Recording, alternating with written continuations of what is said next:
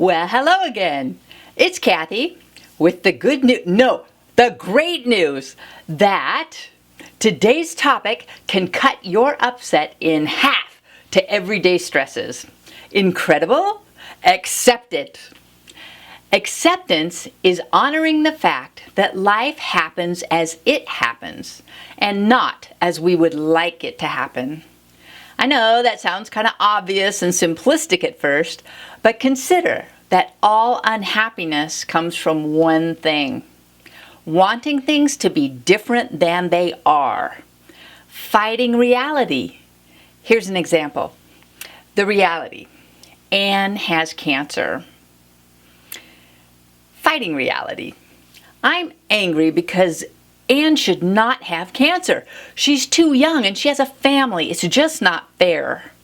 See? Unhappiness comes from wanting things to be different than they are. We argue with reality, with what is. It just is. We argue with the facts. So why do we fight it? Why do we funnel all this emotion and energy into building up these stories that our fear-based ego minds run away with, making us feel worse about our lives and our world? Is this resistance helpful at all? Star Trek had it right. Resistance is futile. We can resist what is until we're blue in the face, but it doesn't change what is. Anne still has cancer.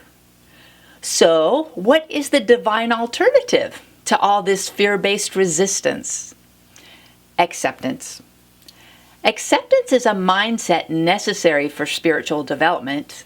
We cannot chalk up many miles on that spiritual path without it. If we can look at our lives from a higher perspective, we can accept that life is pain and beauty and imperfection and wonder. If you believe our souls came here to Earth School to learn and grow and evolve from our little fear-based ego self to our expansive love-based divine self, we actually need these challenges to open our hearts and minds in order to grow. Our divine self does not ask, how can I avoid or fight this problem? How can I escape? Our divine asks, how can I use this for something positive? Anne has cancer.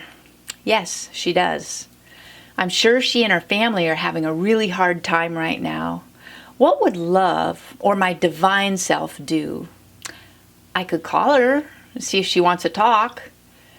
Then we'll know better how I can help. Hey, I could offer to start a meal train. Now my thoughts are helping rather than hurting.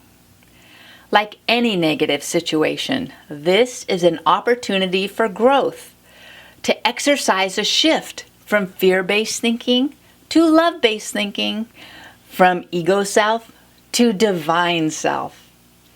We can feel our emotions and observe our thoughts and make a conscious decision. Do I react from fear? Ain't it awful? Or from love? What can I do? Depending on the situation, maybe I can't do anything, but at least I didn't compound the negativity by getting caught up in it and adding to it. I accepted it as it is. You may think that acceptance means condoning or resignation or defeat. It is none of these things. In fact, it's just the opposite. It is the calm place of strength from which I can effectively weigh the options and act without that charge of fear-based emotions, feeling resentful or hateful or helpless. I'm in a much stronger place to think with clarity and relate well to others in order to make positive change. How do we know when we're fighting the facts? Watch for shoulds, should nots, and complaining. Each of these things pretty much indicates resisting the facts. We should not have this election system. She should have a different haircut. This weather is driving me crazy. Non-acceptance is so pervasive, But don't get down on yourself. Just become more aware of your thinking and make a more loving choice. So, why do I say we can actually cut our daily stress level in half by practicing acceptance? When I think Anne has cancer, that's painful. We have empathy for her and we know how much support and love she and her family need right now. Let's say this situation is stress level 5. But when I add my fear-based resistance to the fact, that's so unfair. Oh my gosh, she has kids. What is going to happen to them? What if they lose their mother at a young age? They'll be damaged for life. And what about the dad? How is he going to raise 2 kids by himself? Now, stress level is 10. By simply accepting the situation and cutting out all that fearful self-talk, we're back to a 5. We just cut our stress level in half. But what about when we're with others who are complaining and getting wrapped up in the fear of the moment? Just listen very attentively. Let them talk, but don't feed the fire. We might be curious. You might ask for clarification. Then maybe the conversation could shift from emotional to more practical. Or ask, are you thinking of some way you could help? If that's appropriate. Or, depending, you might share something like, my experience has been different, the way I see it, or what's worked for me. But mostly, if you are just very present with them, they will run out of gas and wind themselves down, when you don't fan the flames. I love what Archbishop Desmond Tutu and the Dalai Lama have to say about acceptance in their book, The Book of Joy.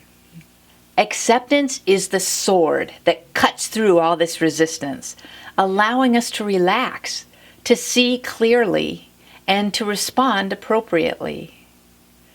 Are you sold on the benefits of accepting life as it comes? If you think a friend could also benefit, share this video with them.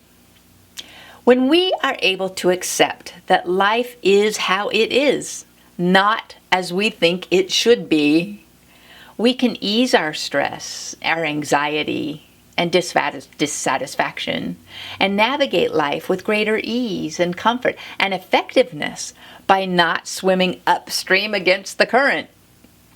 When we practice acceptance, we shine that divine.